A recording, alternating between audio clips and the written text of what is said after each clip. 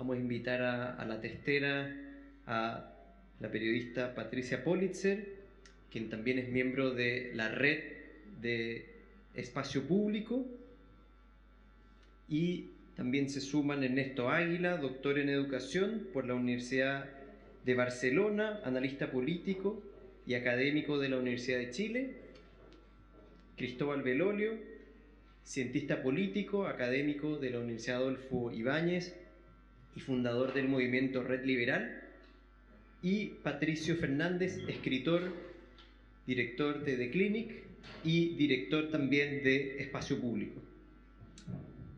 Vamos a tener una conversación y después vamos a abrir a algunas palabras del público, así que los recibimos con un fuerte aplauso, por favor.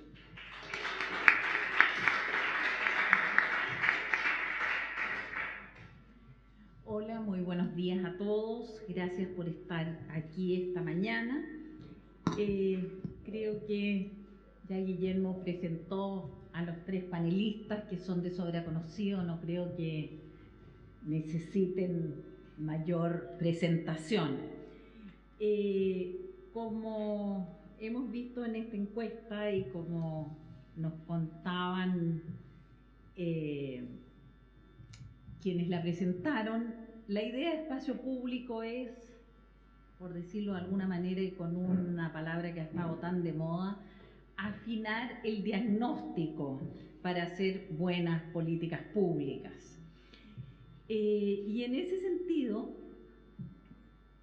el objetivo de la encuesta, y creo que espero se haya logrado, espero que los panelistas estén de acuerdo en que se logró, tiene algunas sorpresas.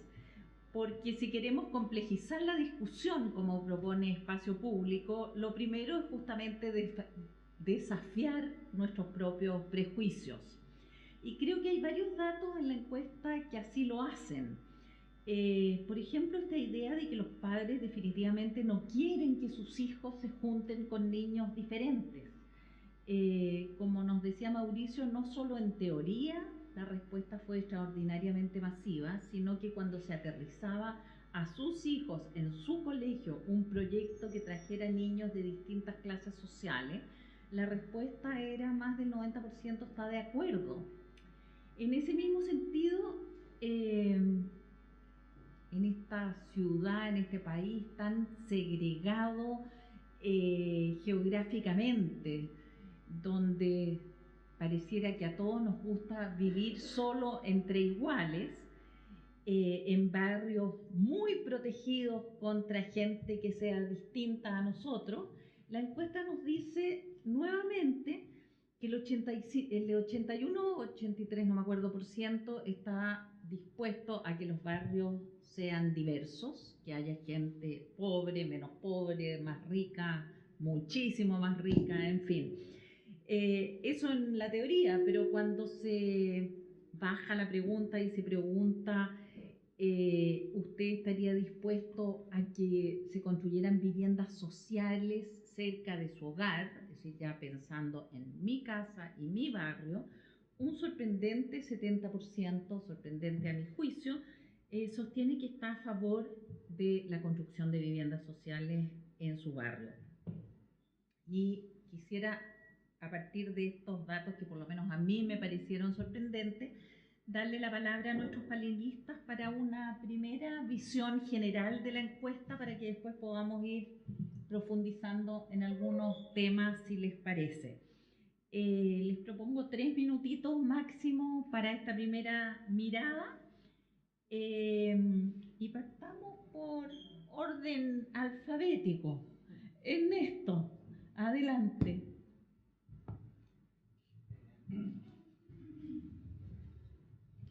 Bien, muy buenos días. Muchas gracias por la invitación a comentar esta encuesta, a compartir algunas reflexiones.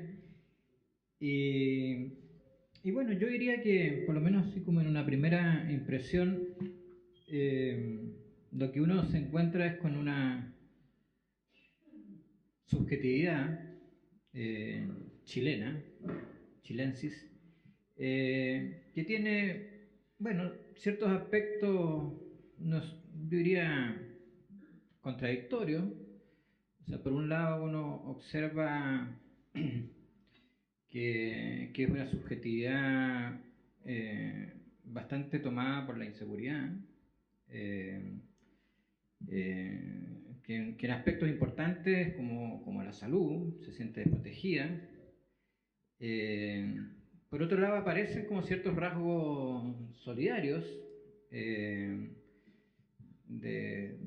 favorables a una inclusión o integración social, que es algo que, claro, como que va contra un cierto sentido común que se había ido construyendo, de que las personas querían esto en abstracto, pero no necesariamente lo querían para ellos. Pero también me parece que hay rasgos de un cierto individualismo pragmático, ¿eh? Entonces es como un personaje individualista, solidario, también con bastante incertidumbre, que yo creo que condicionan bastante las conductas. Y por otro lado, igual me quedé en un dato, en un dato de que hay un 18, no, más 8, como un 26% que no tiene temores en salud. O sea, hay un 70% o casi que se siente muy inseguro con lo que tiene como cobertura de salud, pero hay un 26% que dice que no está de acuerdo, está muy en desacuerdo, ¿no? Y yo creo que eso habla, y esta es mi última consideración, de que también estamos en una sociedad dual, ¿no? En una sociedad dual en el sentido de que hay un 25-30% de personas que viven como en el primer mundo y un 70% de la población que vive como en el tercer mundo o entre medio, tratando de agarrarse a un lado o a otro. Pero yo creo que esa característica, o sea, también me llama la atención que hay una parte que no tiene problemas de inseguridad, no se siente inseguro.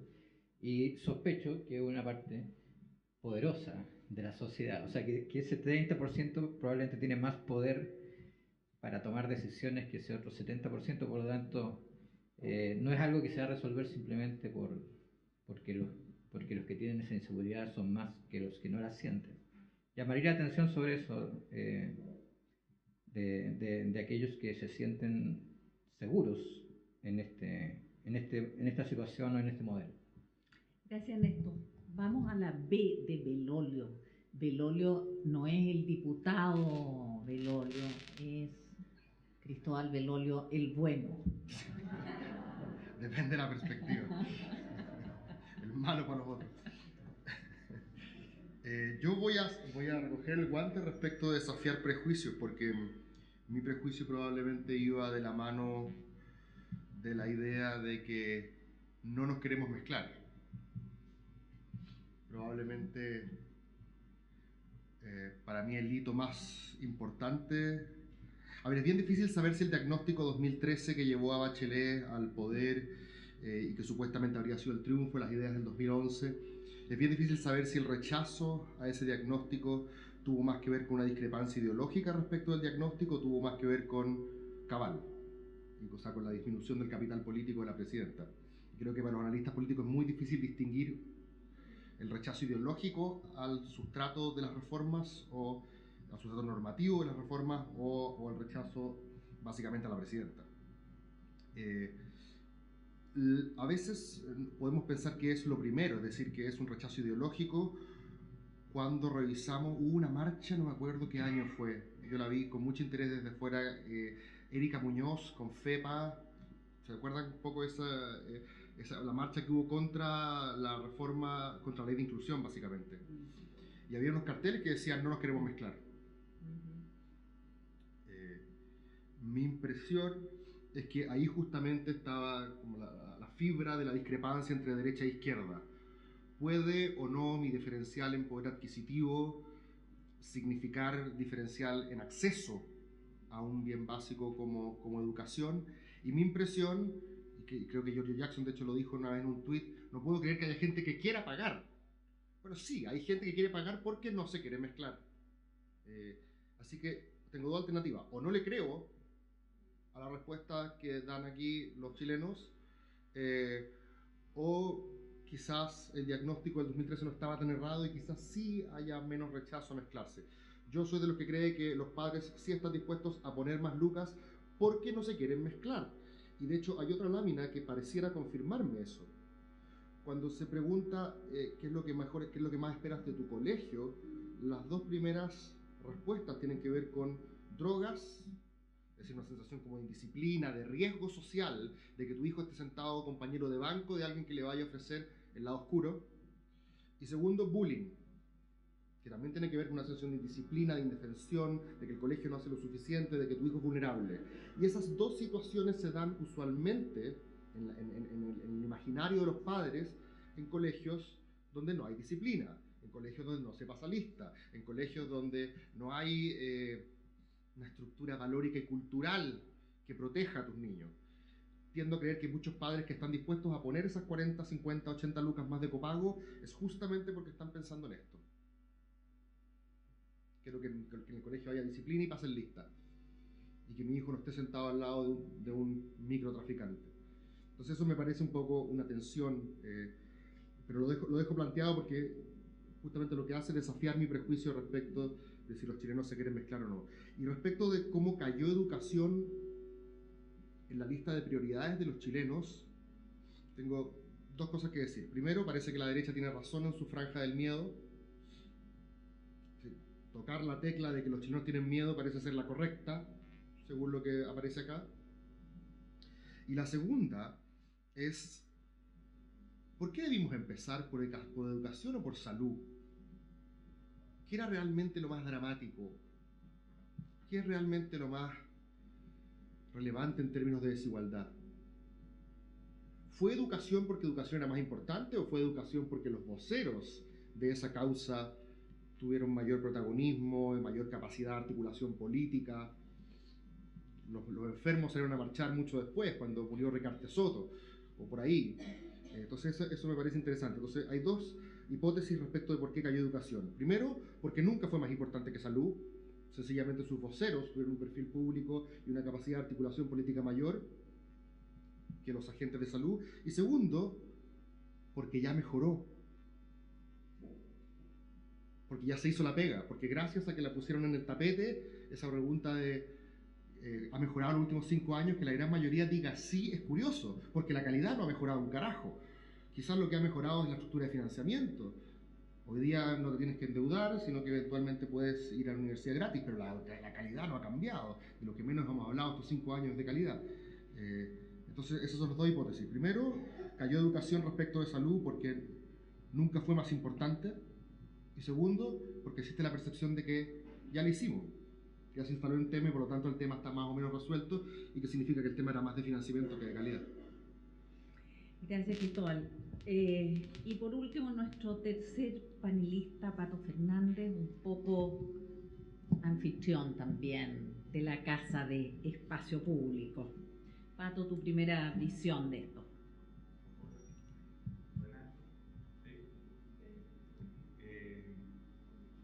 Lo primero que yo diría es que se agradece que haya una encuesta como esta que empiece a ayudar a afinar, como se ha dicho como 10 veces, el diagnóstico del país en el que estamos viviendo.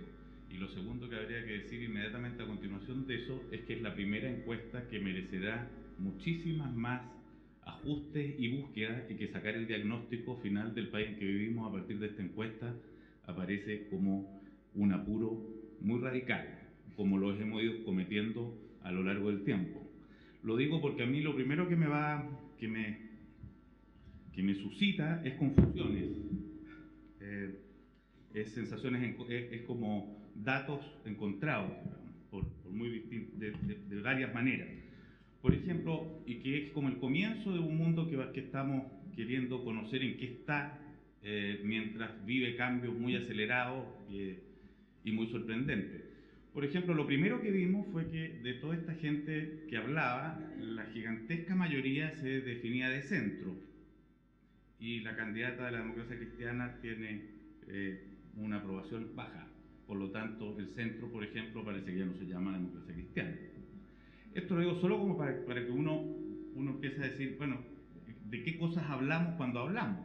porque se supone que quien llama al centro es alguien que no es vista como el centro. Había un par de láminas en las que había una como alta conciencia del espacio público, de valorar, digamos, lo que ahí acontecía y respetarlo como un territorio de todos, pero al mismo tiempo una alta conciencia del bolsillo personal, digamos. Por lo tanto, hay un territorio en el que manifiesto respeto y que lo habitamos, o lo deberíamos habitar todos más o menos por igual, pero mi bolsillo ojalá que se metan lo menos posible. Creo que eso también va mostrando como... Después hay una serie de cosas que tienen que ver con las redes sociales y con la cultura preeminente, digamos, que me hace dudar si la gente contesta porque le da miedo contestar una cosa distinta para no quedar pésimamente mal parada o no. Lo digo porque lo políticamente correcto hoy día ejerce una presión no baja. Entonces, por ejemplo, ¿pagaría usted más impuestos para mejorar, no sé, la salud? La gente dice no. Pero si usted supiera que esa plata va para mejorarle la salud a esa persona, ¿la daría? Bueno, yo ahí ya me siento completamente acogotado, tengo que decir que sí, digamos, si no soy un canalla, sencillamente. Ahora, ¿cómo uno podría, digamos, demostrar efectivamente alguna vez cómo hacer verdaderamente real esa promesa alguna vez en la historia de la humanidad? Yo no sé bien cómo se consigue, por lo tanto, son datos que no sé cómo uno los tendría que mirar. Y para tirar un tercer punto que puede ser para la conversación, es que si hay algo que muta en el mundo en que estamos viviendo son los modos de participación.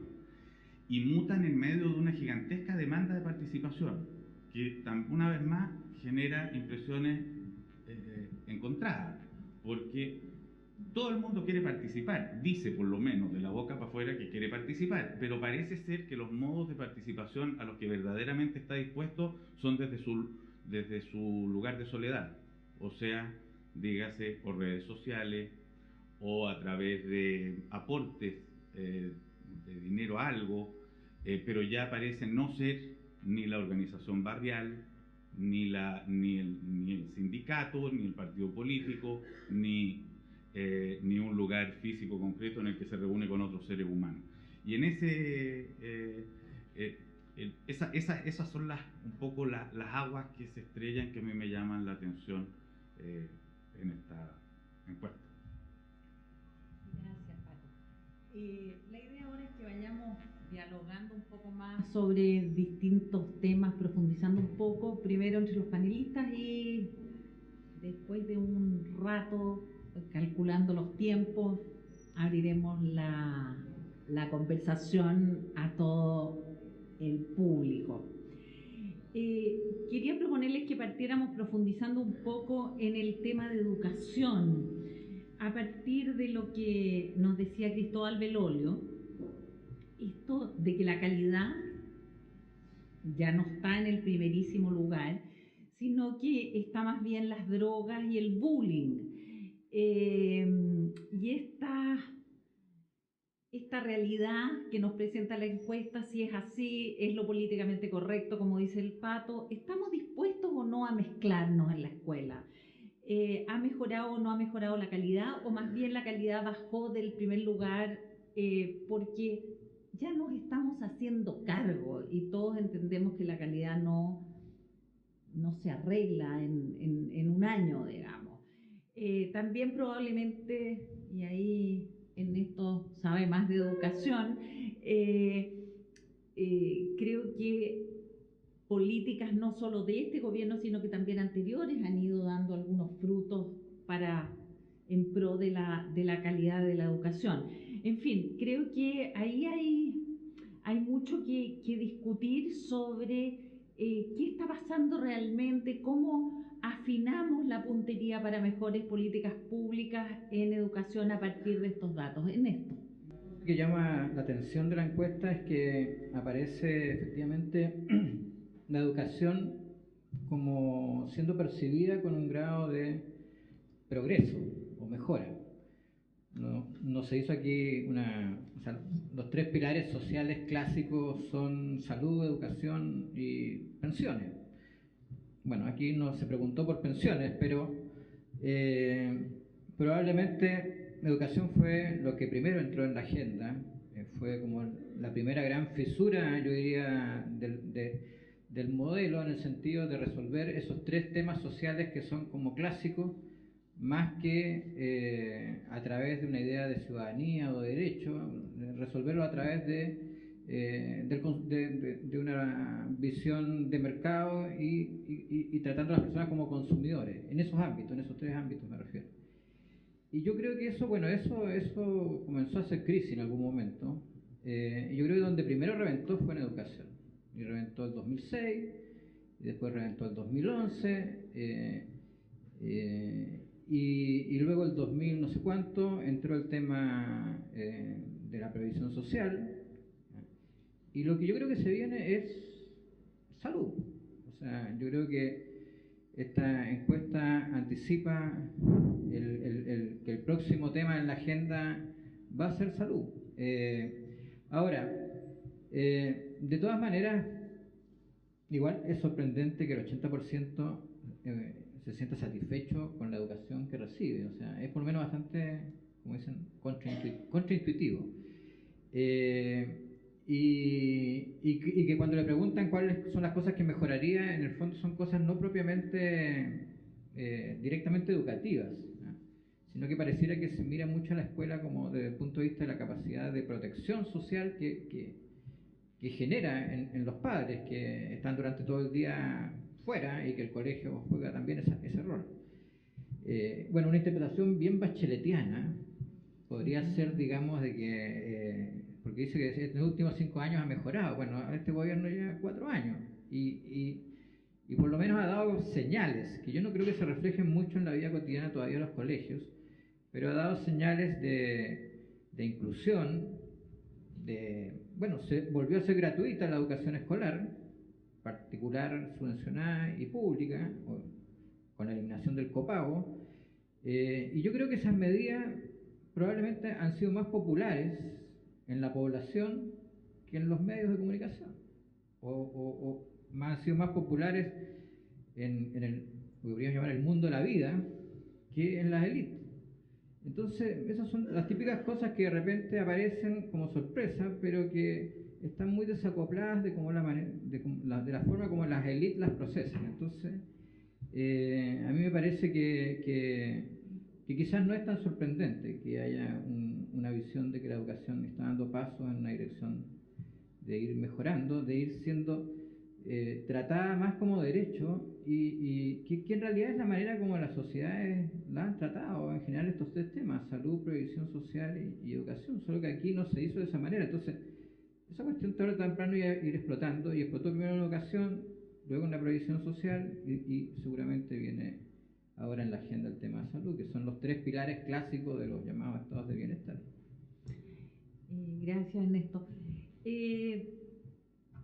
Cristóbal nos decía que esta preocupación que salta en el tema de salud, que es drogas y bullying, él lo interpretaba como... Perdón, en educación, para seguir con educación en esta vuelta. Él lo interpretaba y lo juntaba con el no mezclarse porque estos eran los riesgos sociales de tener un compañero al lado que era mala junta, por decirlo en castellano. Pero la verdad es que uno ve a los padres del barrio alto muy preocupados por el tema de la droga. Yo creo que esta es una preocupación más transversal, no es solo, es decir, las malas juntas, por decirlo de alguna manera, no tienen que ver con ser de distinta clase social y con mezclarnos. Pato, ¿cómo ves tú este tema?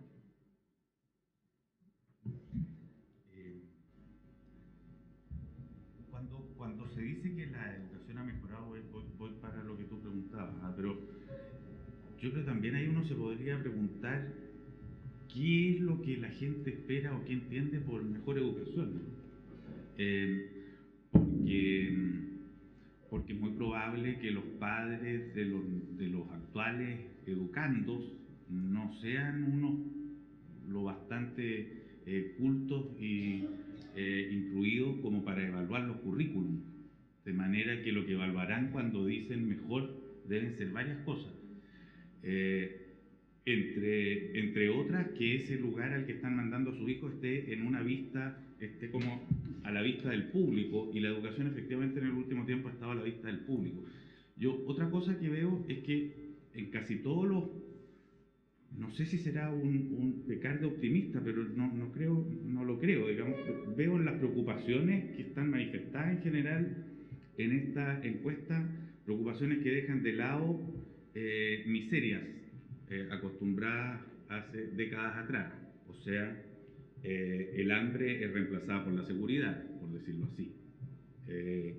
La preocupación de una población antes podría ser el abrigo y el alimento, y en estos momentos es la droga. Y no sé si eso es mejor o peor en realidad, pero es materialmente distinto, digamos. Es materialmente distinto. Y la preocupación de los padres por que la preocupación central de que en el colegio sea el consumo de alcohol, drogas y el bullying, yo lo suscribo absolutamente. Creo, o sea, la primera preocupación se llama sobrevivencia, además. Lo primero que me importa es que mi hijo vuelva a mi casa, es que no se extravíe en el camino, que no se muera, que no se consuma con los peligros que la comunidad actualmente nos expone. Y ahí, claro que se produce de nuevo un choque en esto, que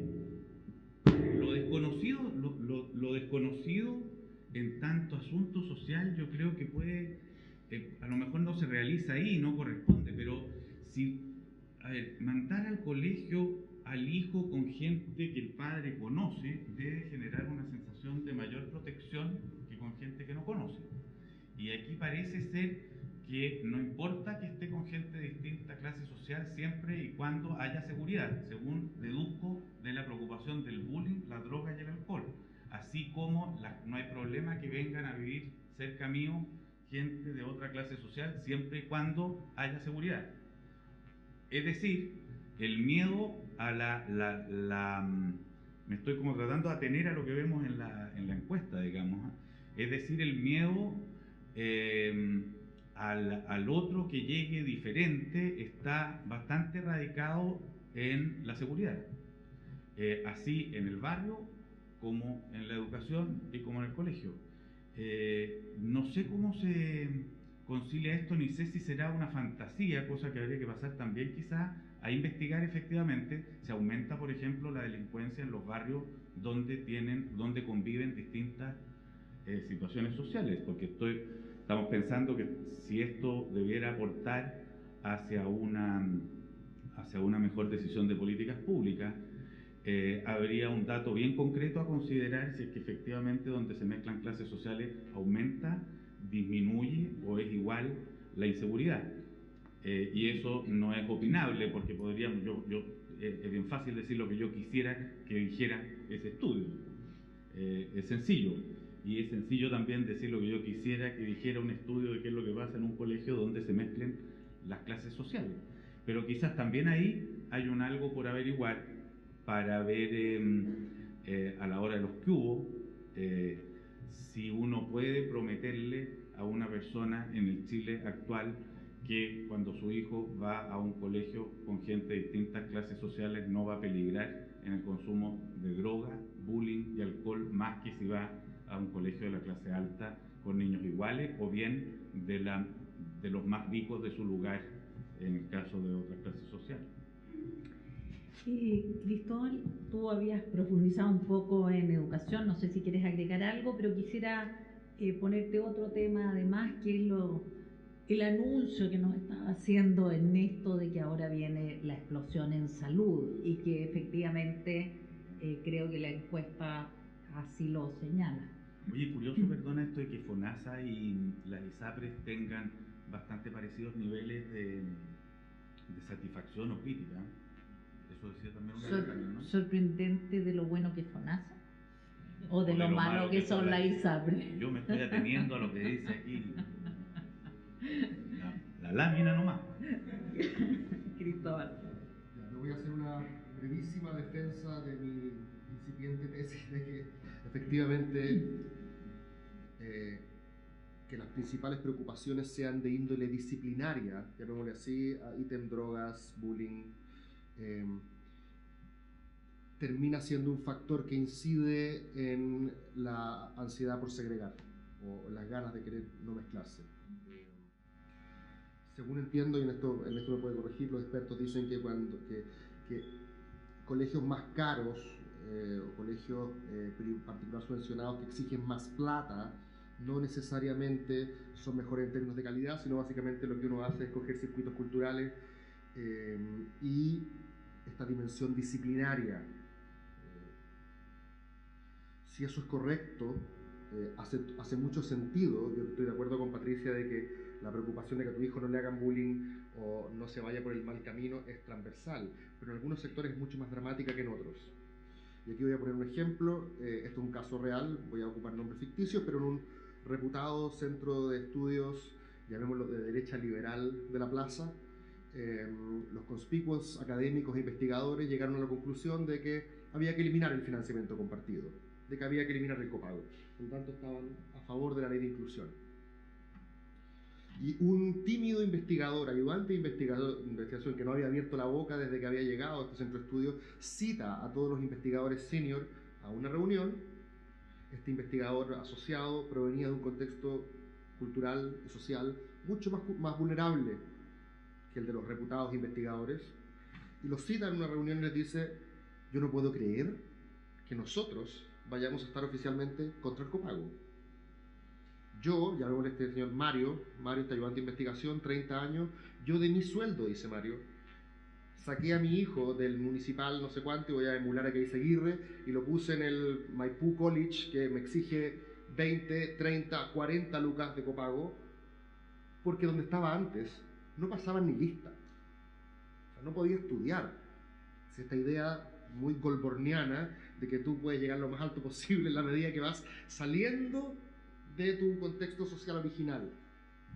Y esto lo pongo como para explicar cuál es el dramatismo en ciertos contextos sociales. Cuando tú quieres salir adelante, por así decirlo, estas dos preocupaciones me parecen centrales y me parecen que hacen que Mario quiera segregar, hacen que Mario quiera pagar para salir de donde estaba. Y respecto de salud, yo estoy de acuerdo con Ernesto, y creo que la lógica es muy similar a la lógica de educación. Ejemplo, en Reino Unido, hace unos años atrás, como ustedes saben, en Reino Unido el sistema de salud es público, gratuito y de relativa calidad, el famoso NHS. El NHS es el tema de discusión en Reino Unido, prácticamente los tres temas que están en todas las campañas presidenciales, en todas las discusiones. Hace un tiempo atrás hubo una propuesta. Como ustedes saben, en NHS tú vas, te atiendes y no pagas nada. Yo, que sufro de cálculos renales, he tenido que llegar con el riñón en la mano y me voy sin pagar un peso, y bastante bien atendido. La derecha, los conservadores, hace un tiempo atrás propusieron si sobre la prestación básica gratuita uno podía poner una especie de copago para acceder a ciertas, ya sea terapias o dimensiones de hotelería mejores. Entonces, esto es un ejemplo de laboratorio.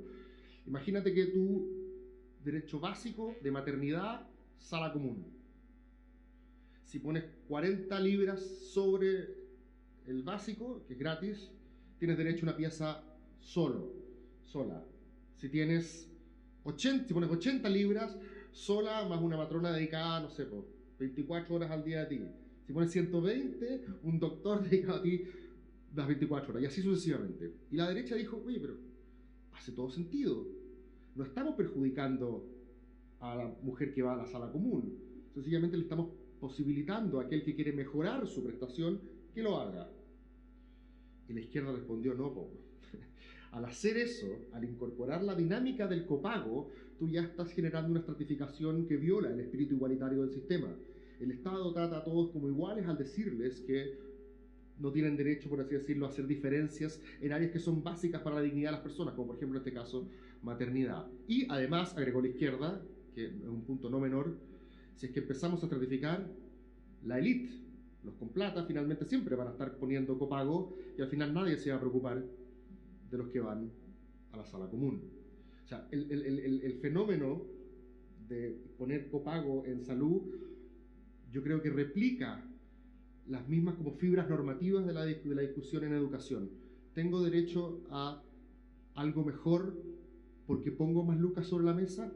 ¿Sí o no? Yo soy de los que cree, de hecho, va a simplificarlo radicalmente, que la gran diferencia entre derecha e izquierda es que la derecha responde sí, es legítimo poner más lucas sobre la mesa para tener una prestación distinta, y la izquierda suele decir no.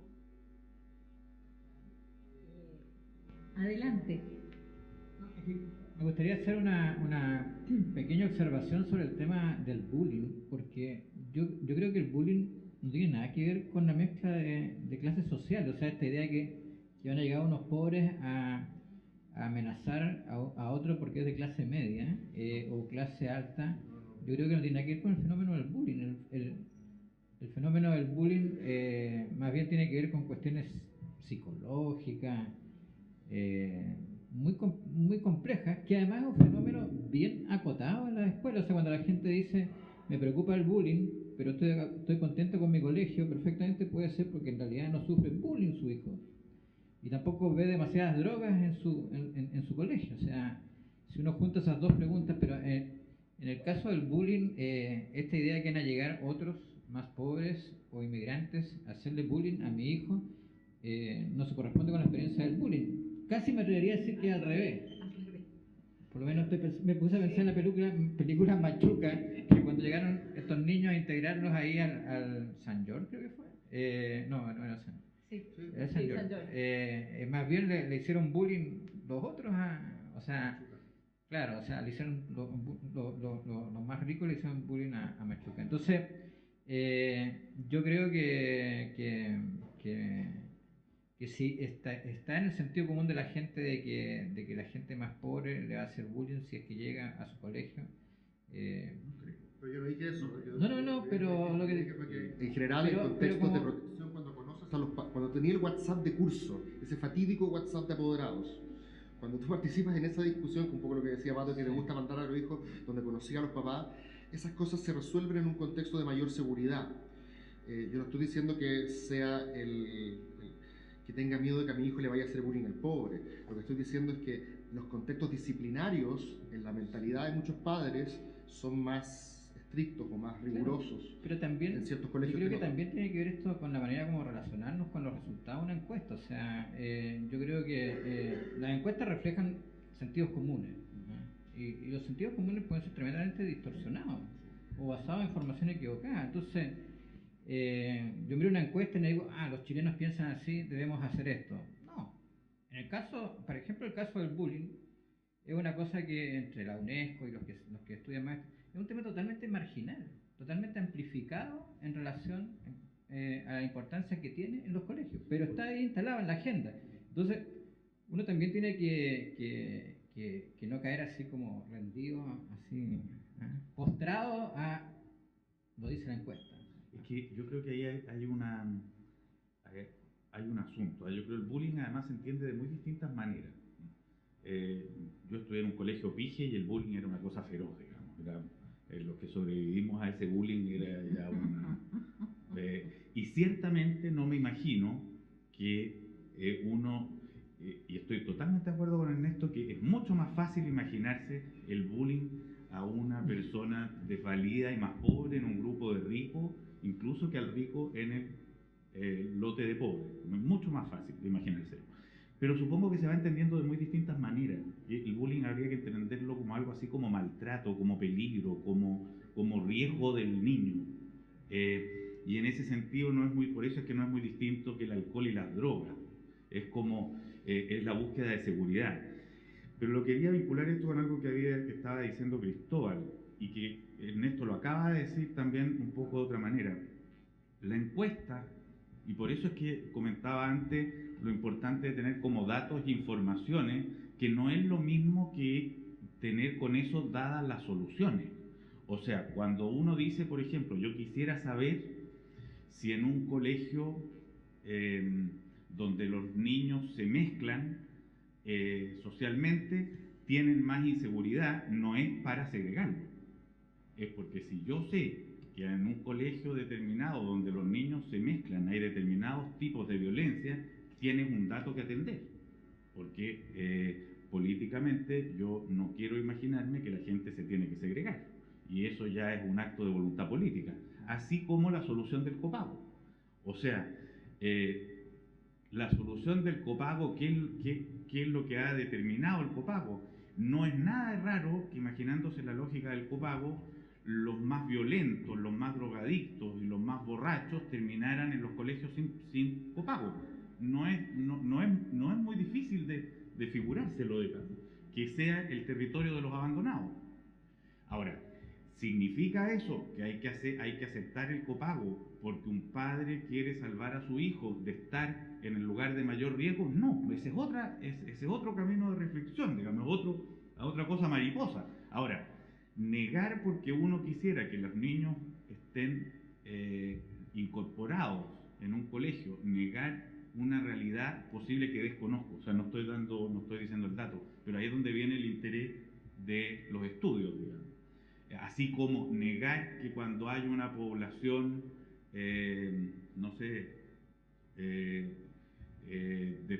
una población de gente más pobre al lado de una de más ricos, si es que la relación que ahí se dé, negarla no es lo mismo que ver hacia dónde uno quiere conducir las cosas para que esa cercanía se produzca. Ese es el único, yo creo, o sea, hasta ahí creo que llega el interés de las encuestas. Si uno considerara el resultado de las encuestas como eso que debe ser, estaríamos renunciando a toda la lógica progresista, a la política y a cualquier construcción civilizatoria, porque sabemos que esas construcciones se dan desde la barbarie, donde muchas de las cosas que ya tenemos avanzadas ni siquiera sucedían. Un poco siguiendo en la línea que acaba de señalar Pato, y como último tema que les pongo en la mesa para después abrir la conversación, está claro que estamos viviendo tiempos de grandes cambios en la sociedad, que estamos viviendo una profunda crisis política. Me llamó la atención un gráfico que hacía alusión Pato en su primera intervención, que es donde se vieron las personas que fueron encuestadas y este tremendo 33% que no se ubica en ninguna parte del espectro político, desde la extrema derecha hasta la extrema izquierda, y este 30% que se ubicó claramente en el centro-centro. Si yo soy 5, es decir, entre este 30 y este 33 ya tenemos prácticamente 2/3 de la muestra.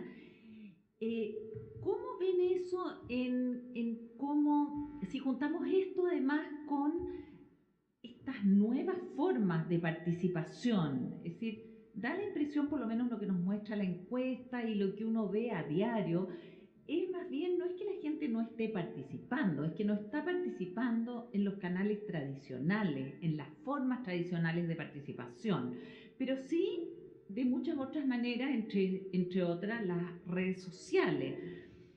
De alguna manera la gente, a la luz de lo que uno está viendo y de la encuesta, no está ya tan dispuesta a aceptar miradas totalitarias en el sentido de una visión de mundo que nos explique todo, toda la cotidianeidad, cómo nos movemos en los distintos ámbitos de la vida. En este cuadro raro, sobre todo para los que somos más viejos,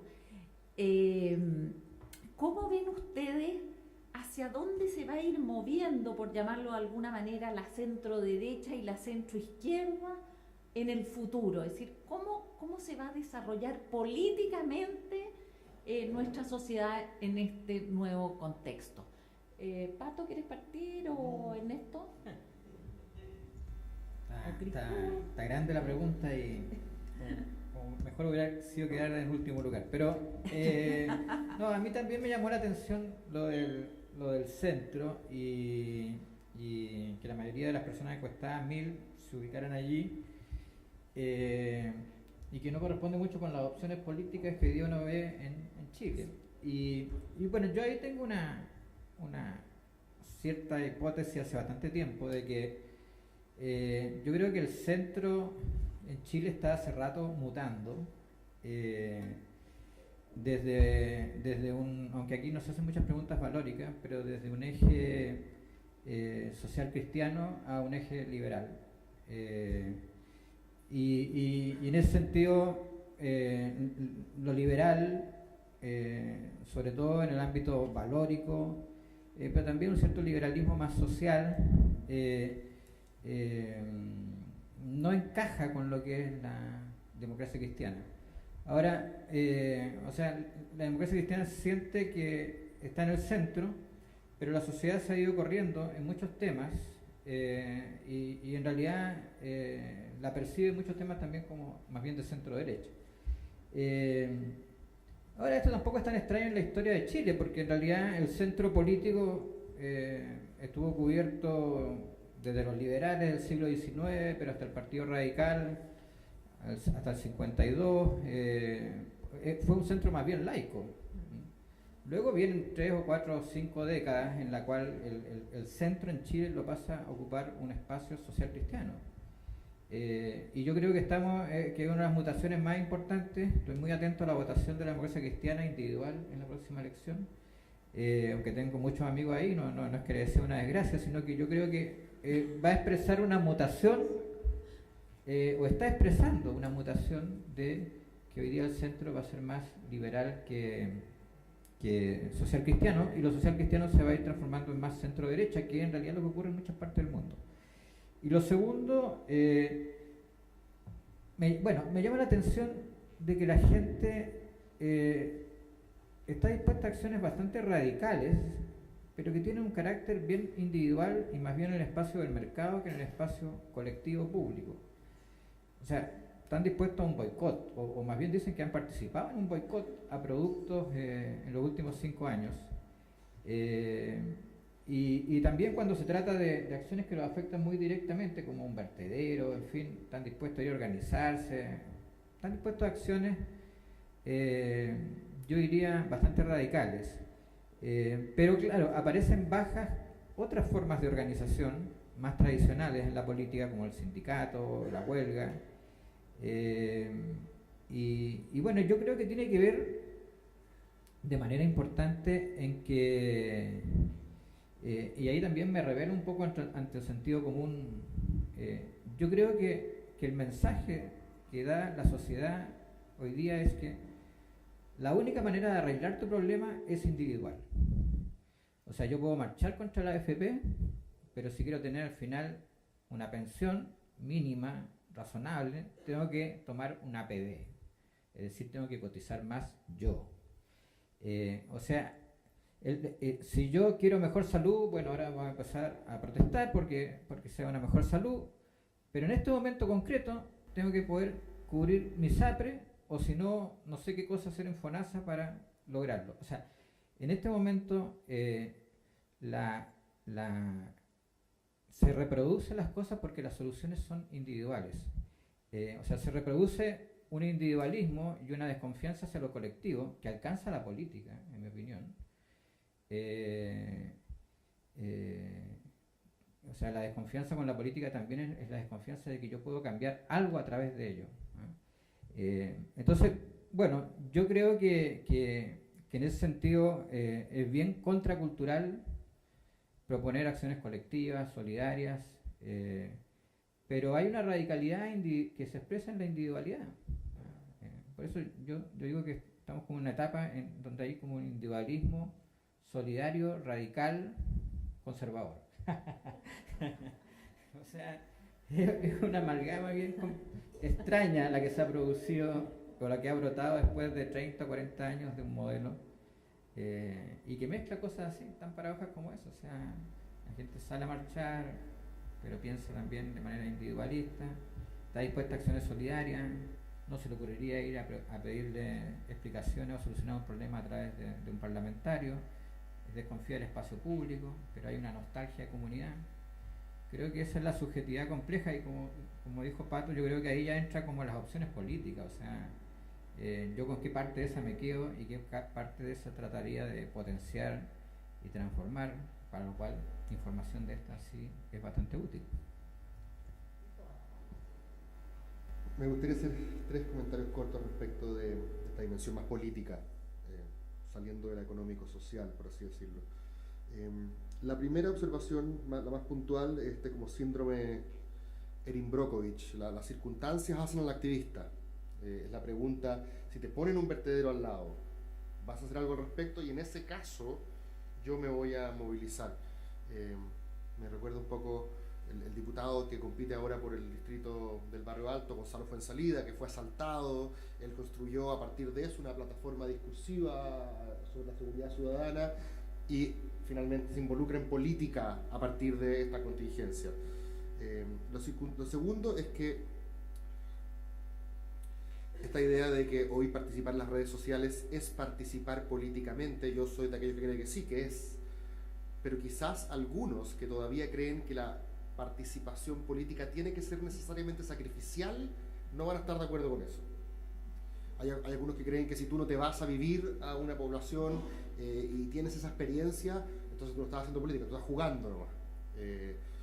Hace un tiempo atrás el diputado Gabriel Boric, de hecho, me preguntó si en Red Liberal cuántas organizaciones de base o sindicales teníamos. Me recordó cuando Stalin preguntaba cuántas divisiones tiene el Papa. Yo le decía, no, nosotros somos un grupo WhatsApp, básicamente. somos un foro de conversación. Nuestra relación es distinta y probablemente la participación política se va a ir dando con menor intensidad, mucho menos sacrificial, pero no por eso va a ser menos participación política. Nosotros hacemos un juego en Twitter que se llama Electoral Deathmatch con el cientista político Kenneth Bunker y tenemos más de 100.000 votos por cada edición. Y votan cabros de 16, 17 años, todos participan en forma entusiasta, algunos están inventando cuentas falsas, o sea, se dan el trabajo de inventar una cuenta falsa para que su candidato gane. Y la tercera observación que quiero hacer es de una lámina que me llama mucho la atención respecto de ¿votarías por tu candidato si sabes que es corrupto? Que es una conversación que debe estar, yo creo, hoy día muy en el tapete, porque muchos de los que están hoy día como candidatos, no me refiero solo a la presidencia, sino que al Parlamento en general, están un poco manchados, sí. Cuando se prendió el ventilador, las heces salpicaron para todos lados, así que están... Tú sabes que los de derecha votan mucho, son mucho más dispuestos a votar por un corrupto. Pues sí. Entonces ahí tengo dos hipótesis. Una hipótesis es, en el caso particular de cierto candidato de derecha, es, me da lo mismo que mi candidato esté involucrado en estos hechos porque lo estoy eligiendo por razones distintas. La tesis del costo hundido, básicamente. Hey, yo sé que no es el de los trigos más limpios, pero lo que me importa finalmente es que le meta leños a la locomotora de la economía y para eso, que no sea los trigos más limpios no es tan relevante. Lo importante es lo otro. Esa es una posibilidad. Y la otra posibilidad es la disonancia cognitiva, es decir, no te creo, pero te estoy mostrando, aquí está la sentencia, tu candidato es corrupto, no te creo, no. Y que es un poco lo que ocurre mucho en psicología. Hoy día la gente, cuando se pregunta por la posverdad y los hechos alternativos, básicamente se está refiriendo a un tema más viejo que el hilo negro, que es que cuando los hechos, los facts, los hechos establecidos, contradicen la manera que yo tengo de ver las cosas o mis creencias previamente asumidas y me producen tal disonancia cognitiva que yo finalmente rechazo los hechos, más que necesariamente ajustar mi visión de las cosas. Y los últimos estudios en esta materia, por lo menos en psicología evolutiva, sostienen que el problema no es tanto cuando los hechos contradicen tu estructura mental previa, sino cuando los hechos contradicen lo que tu círculo sostiene. Entonces, si tú admiras a cierta gente que dice A y los hechos te dicen B, tú vas a tener muchos problemas para aceptar A. Perdón. B. Vas a tener muchos problemas para aceptar B porque nuestra especie en cierto sentido sobrevivió gracias a que entre la misma colectividad nos contábamos los mismos cuentos. Entonces, que me digan ahora que mi candidato es corrupto, cuando yo estoy 100% seguro de que él es probo y mi gente sostiene lo mismo, es mejor hacer caso omiso. Porque son dos, si se fijan, son dos hipótesis distintas. La primera es, reconozco que no es de los trigos más limpios, pero no es lo más relevante. Y segundo es, no quiero aceptar el hecho que no es de los trigos más limpios. Hay otra lámina que estaba ahí en el tema de corrupción, como decía Pato, una que no se mostró hoy día era esta de que los sectores más de derecha aceptan más votar por el candidato que se comprobó era corrupto, pero hay una que sí se mostró ahí y que creo, en realidad ahora me bajó la duda, que los sectores económicamente más pobres también están más dispuestos a votar por el corrupto. Y ahí yo me pregunto si la gente más pobre dice, bueno, todos los poderosos que no están entre nosotros son todos corruptos, así que da un poco lo mismo, porque por quién voto, ¿ah? Que eso tiene, a mi juicio, alta importancia en relación a otra pregunta que había ahí. Entre las cosas que habían mejorado, la educación aparecía como una de las que había mejorado en los últimos 5 años, y de las que aparecía menos mejorada era todo el tema empresario, colusión, en fin, ¿no? Pato. Tú hiciste la pregunta del asunto político. Yo creo que hay que tomar conciencia acá también de una cosa que a veces nos cuesta en Chile porque vivimos muy lejos. Pero aquí hay algo que tiene directa relación con lo que está sucediendo en el mundo entero. El otro día, por ejemplo, lo voy a llevar de lo muy local entonces a lo más general, Andrés Saldívar decía por ahí en una entrevista o en algo que tiene toda la razón, que es totalmente cierto, y es que cómo le vienen a pedir a la ADC que estar con los comunistas si nació para combatir a los comunistas. Nació para eso nació, para en medio de la Guerra Fría, para hacer una alternativa entre el socialismo y el capitalismo. Por lo tanto, eso se llamaba centro. Y hoy día, en el nuevo mundo en que vivimos, la ADC está descentrada porque ya no existe esa polaridad. Hoy día vivimos en un mundo capitalista.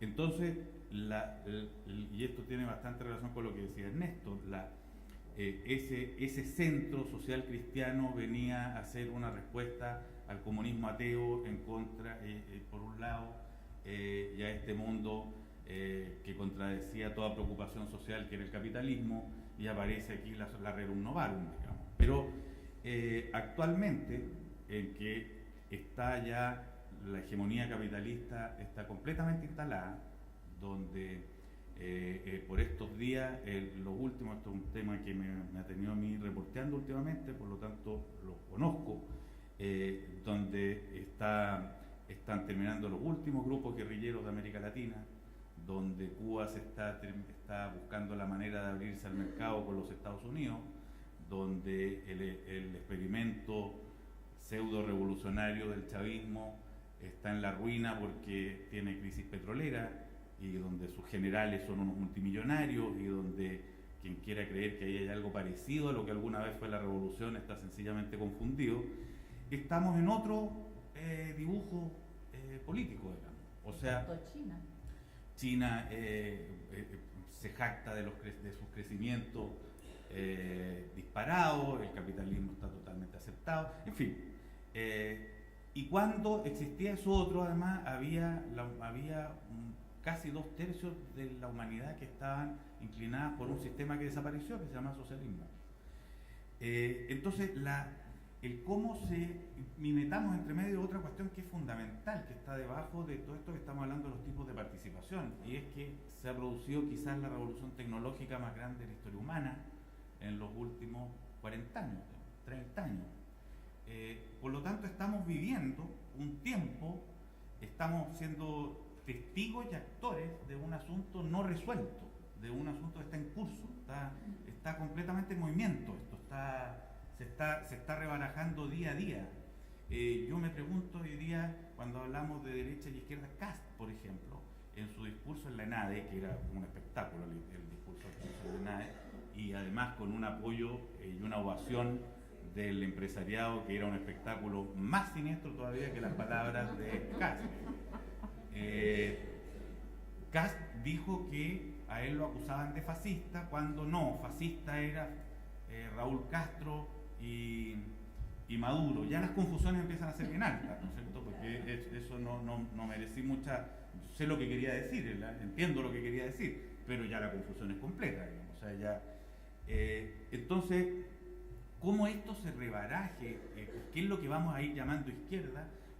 Por ejemplo, en Chile, yo creo que la derecha tiene bastante claridad de lo que ella es, porque lo tiene medio resuelto por el tema del crecimiento, y eso la reúne en torno a un mensaje muy aprehensible, muy sencillo de captar. Yo creo que la izquierda no tiene la más puta idea de lo que es hoy día, y eso es lo que la tiene disgregada en no sé cuántos grupos, lo que la tiene sin que uno pueda entender qué quiere, sin que uno sepa a dónde quiere ir, sin que uno entienda cuál es su proyecto, queremos ir allá.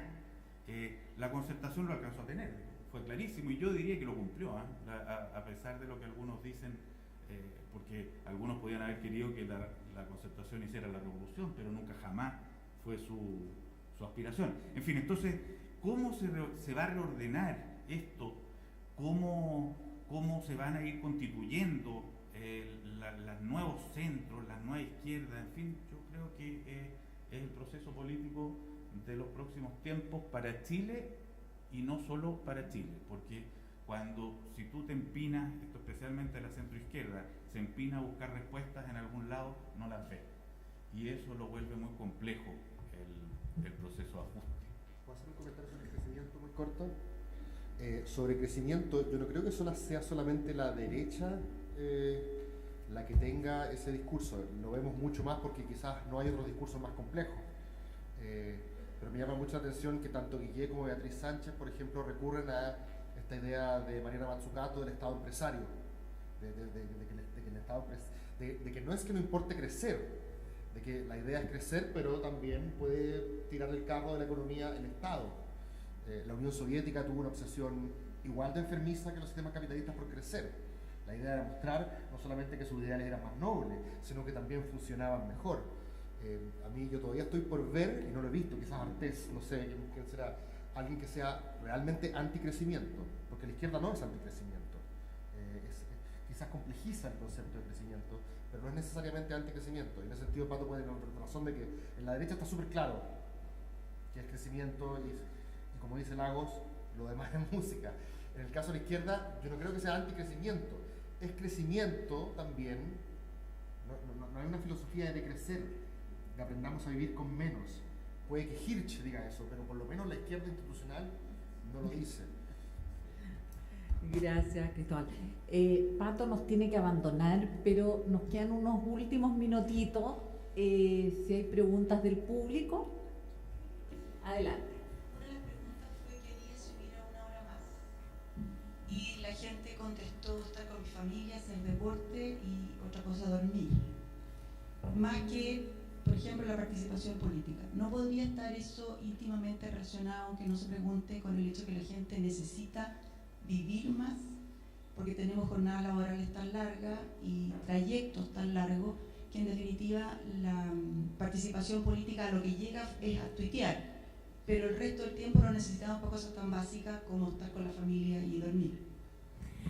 Yo creo que tú tienes harta razón con eso. Entre otras cosas, una de las aspiraciones que veíamos ahí cuando se le preguntaba por cuáles eran sus demandas, donde aparecía la hora al médico en la próxima semana de que uno la pidiera como la principal aspiración. Otra muy importante era demorarse 1 hora menos de transporte al día. Yo creo que está relacionado con lo que tú señalas. Cristóbal. Pato considera que es absolutamente obvio que alguien quisiera dormir. Estamos estresados. Sí, yo te puedo hablar por mi experiencia personal. Yo vengo llegando de 4 o 5 años afuera, donde no me enfrentaba a tacos con gestión vehicular en el día, ocupaba transporte público, funcionaba y tenía 2 parques básicamente al lado de la casa. Tenía una estación de metro justo abajo de mi edificio. Yo creo que nunca más en mi vida voy a tener una calidad de vida como la que tenía ahí. Tenía 4 bares a un radio razonable. Y curiosamente, cuando la corredora de propiedades me llevaba a ver barrios cuando me cambié de casa, me decía como: disculpa que en este barrio no hay bares, como disculpa que no hay un lugar de encuentro social. Aquí en Chile sería al revés, me dirían, oye, perdona, hay un barco que sería sinónimo de problemas, delincuencia, ruido.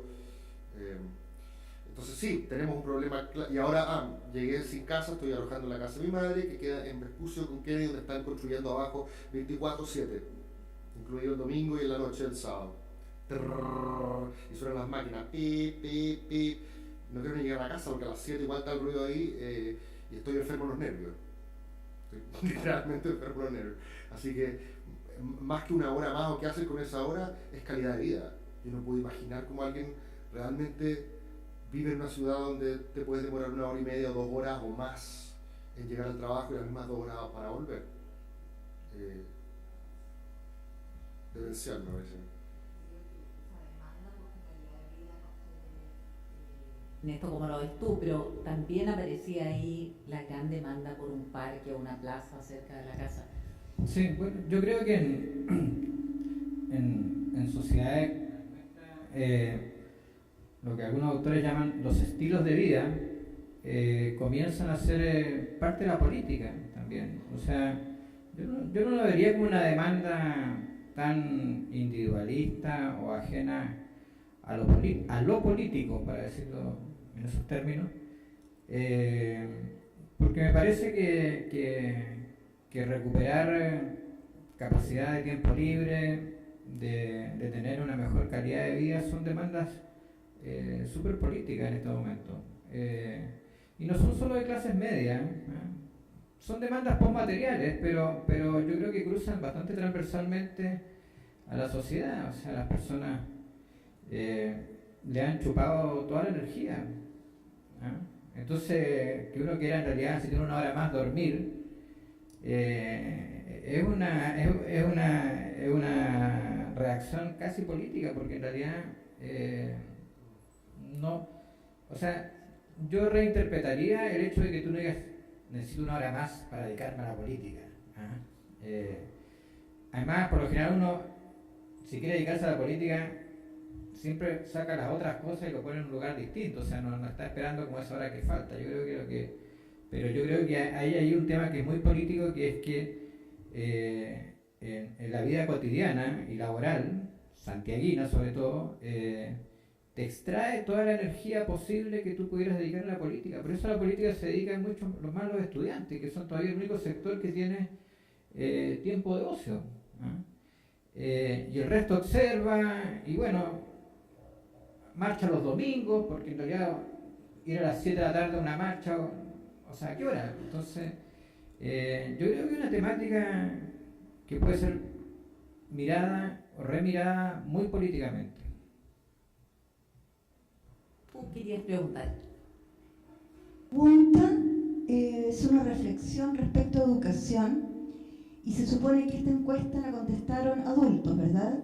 Porque si los padres y las madres están preocupados de la droga de los niños en los colegios, se asumiría que los adultos no consumen drogas, lo que es no cierto, ¿verdad? O sea, hay una cierta hipocresía en nuestro sistema. Estamos en una sociedad enferma, se consume droga, muchísima. Por lo tanto, además, el nivel de delincuencia que tenemos, que la miran en este país como un ente, ¿no es cierto? Resulta que la delincuencia, y todos saben, me imagino, tenemos muchos sociólogos, cientistas sociales, etcétera, que la delincuencia proviene desde que un niño pequeño empieza a cometer una infracción infanto-juvenil y luego se transforma en delincuente. Las estadísticas han demostrado que de las personas que están privadas de libertad en la cárcel, el 50% proviene del Sename. Entonces, cuando en una sociedad no se quiere ver, cuando en una sociedad se mira hacia otro lado, cuando en una sociedad no se dan cuenta que el problema comienza con los niños y que la familia no tiene suficiente tiempo para formar en valores a sus hijos, estamos mal. O sea, la mirada primero tiene que ir a la familia en situación de pobreza, a los niños que están institucionalizados, y ver por qué además un ser humano consume drogas y por qué estamos en esta violencia desatada, porque somos realmente, con tristeza, una sociedad enferma, y eso tiene que sanar. Gracias. No sé si hay más comentarios o más preguntas. Propongo que juntemos las 2 o 3 más y luego le damos la palabra a los panelistas para una última ronda. Sí, muchas gracias. Veo el título Complejizando la discusión y yo eché de menos que se complejizara un poquito la discusión. Chile es un país de ingreso alto desde hace ya 3, 4, 5, 6 años. Estamos todavía hablando de educación, salud, que está en gran medida resuelta estos temas. Mi papá tuvo una leucemia fulminante en diciembre y se acogió a la ley de urgencia que desconocíamos que existía. Él tiene FONASA y se acogió al GES y tuvo un costo único de 1.700.000 pesos en 6 meses de tratamiento con 4 quimios intensivas, con incluso la posibilidad de pagar en cómodas cuotas mensuales. O sea, yo creo que hay mucha desinformación y que se ha hecho muchísimo en Chile y simplemente no es conocido. Mi abuela tiene sordera, también está tratada, en fin. Yo lo que echo de menos es que se hable de urbanismo, que se hable de endeudamiento, que creo que es uno de los problemas más graves. No creo que los sueldos altos sean un problema en Chile, pero sí creo que los sueldos bajos son un problema gravísimo. Es el problema que tiene Chile, el problema de distribución es por los sueldos bajos, eso está clarísimo. Y el mal empleo, jornadas dobles, etc. Resulta que hoy día un conserje no puede ser empleado por más de 45 horas por un mismo empleador, pero sí puede tener 2 jornadas. Esto obviamente deprime los sueldos de los conserjes. Inmigración, tampoco se habla de ese tema. Yo creo que Chile tiene que asumirse ya como país desarrollado de una vez por todas y dejar varios de estos temas que han sido resueltos y que solitos van a llegar a hacer su camino y dedicarse a lo que realmente importa. Debo agregar que yo me dedico a hacer índices internacionales. Yo hice el índice mundial de innovación de la Organización Mundial de la Propiedad Intelectual. Hice yo también el de competitividad de la PYME del International Trade Center en Ginebra. Acabo de hacer uno de seguridad alimentaria para la FAO. Son temas que conozco bien, me he especializado en benchmarking internacional y me llama muchísimo la atención. Acabo de llegar a Chile hace apenas 3 meses, me llama mucho la atención cómo estos temas no están en el debate y nos damos vuelta en temas que están probablemente resueltos hace mucho tiempo. La última, por allá. Cuando a uno le preguntan cuánto ha progresado, la respuesta puede ser sí y mucho. Ahora, si el punto de base es pésimo, eso no es lo mismo estar contento con lo que hay con decir que se ha progresado. Mi experiencia, yo estoy a cargo del programa de posgrado en que he tenido la terrible cosa de procesos de acreditación. La CNA esencialmente dice, si usted lo hacía pésimo, pero pucha que ha mejorado, le vamos a dar una muy buena acreditación. Si usted es estupendo, pero la verdad es que no ha progresado, ahí no.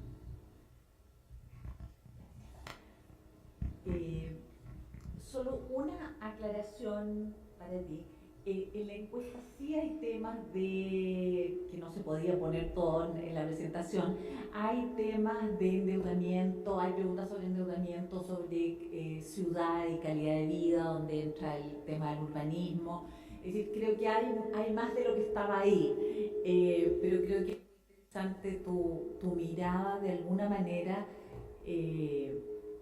sobre los temas que está debatiendo la élite, básicamente, y cuánto asume el cambio que ha tenido esta sociedad en los últimos 30 años.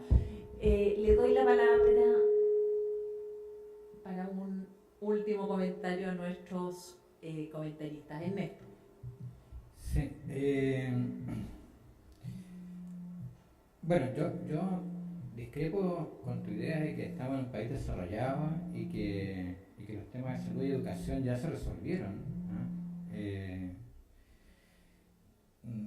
O sea, no digo que, yo creo que la agenda se ha ido ampliando y hay demandas que yo llamaría clásicas y demandas postmateriales. Y probablemente hace 30 años, no, quizás más, no existían estas demandas postmateriales que tenían que ver, o que tienen que ver con el concepto de calidad de vida. Pero si tú tuviste la suerte de resolver eso en una enfermedad catastrófica, te puedo asegurar que mucha gente de más de 60 años que va a dar un hospital en una urgencia privado, tenga ISAPRE, o sea, sale con una deuda de 10, 15, 20 millones de pesos. O sea, No, el tema de salud no está resuelto. Yo creo que la encuesta recoge eso muy bien, la incertidumbre con que las personas viven el tema de su salud. Y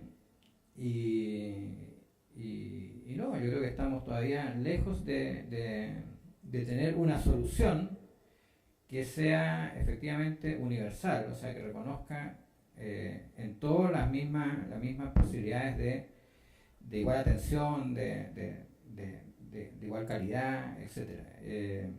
Pero bueno, es tu visión, está bien, pero eso no obsta, yo creo que la sociedad chilena se ha ido complejizando, y han surgido fuertemente, y ahí lo vinculo con la primera también intervención, en que la pregunta hoy día no es solamente el lugar que yo ocupo en el mundo del trabajo, sino también el lugar que yo ocupo políticamente fuera del lugar del trabajo, en los espacios del tiempo libre o en el desarrollo de esto que yo llamaba estilos de vida. Eso me parece que ha entrado fuerte y creo que es un ámbito muy político.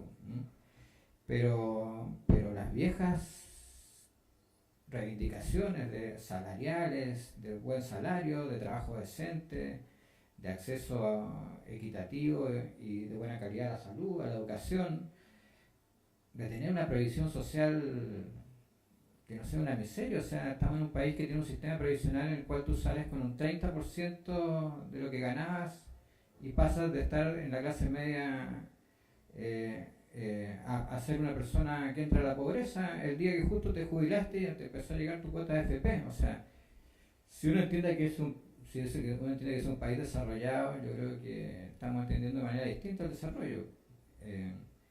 Eso, y sobre el tema metodológico, yo creo que eso es más bien una pregunta para los encuestadores, ¿no?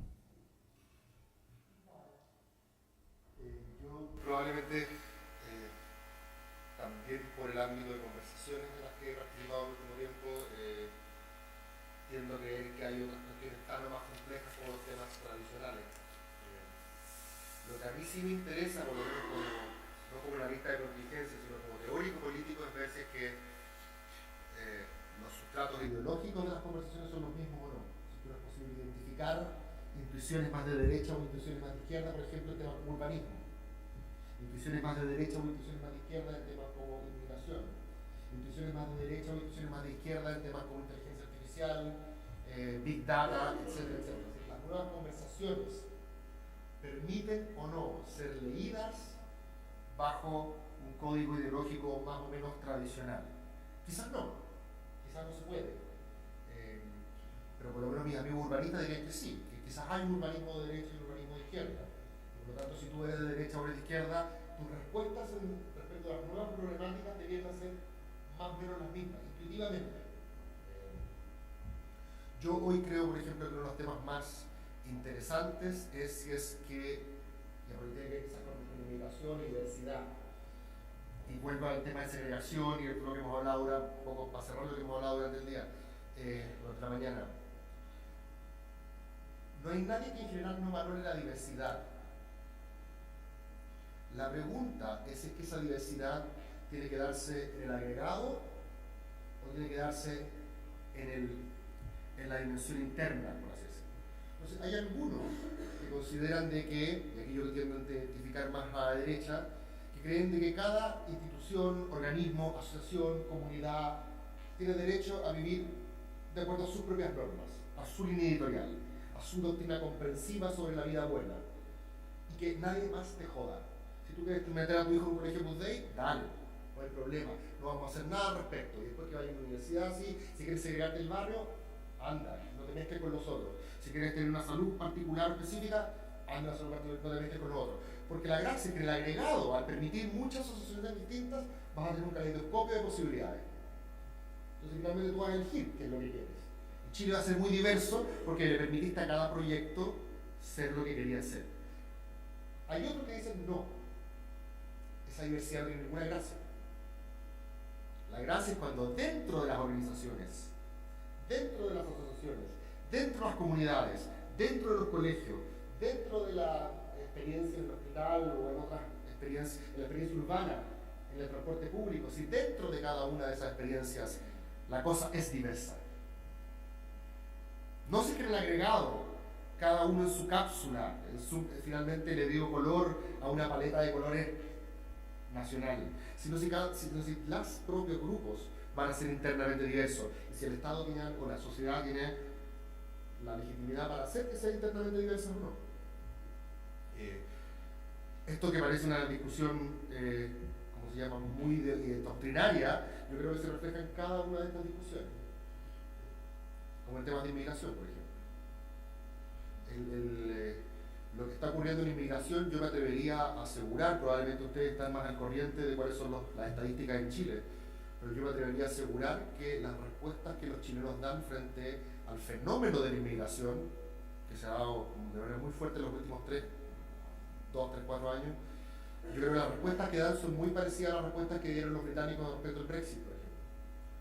Todos los que votaron a favor de irse de la Unión Europea tienen un perfil muy claro. Son personas mayores, con pocos años de escolaridad, y generalmente de centros urbanos menos cosmopolitas, de la provincia, yo creo que llaman así. Y aquellos que votaron por quedarse en Europa son más jóvenes, con altos niveles de educación o de escolaridad, y que viven en centros urbanos vibrantes. Sería interesante, yo creo que lo está haciendo la Católica ahora, están midiendo cuáles son las actitudes de los chilenos respecto a los mismos. Y en muchos de esos temas te vas a encontrar con la misma pregunta. Puedes encasillar a la posición A y la posición B en derecha e izquierda, o quizás necesitemos categorías más complejas. Muchas gracias, Cristóbal, gracias Ernesto, gracias a todos ustedes por haber estado aquí esta mañana y gracias a Espacio Público, Ipsos, por esta encuesta.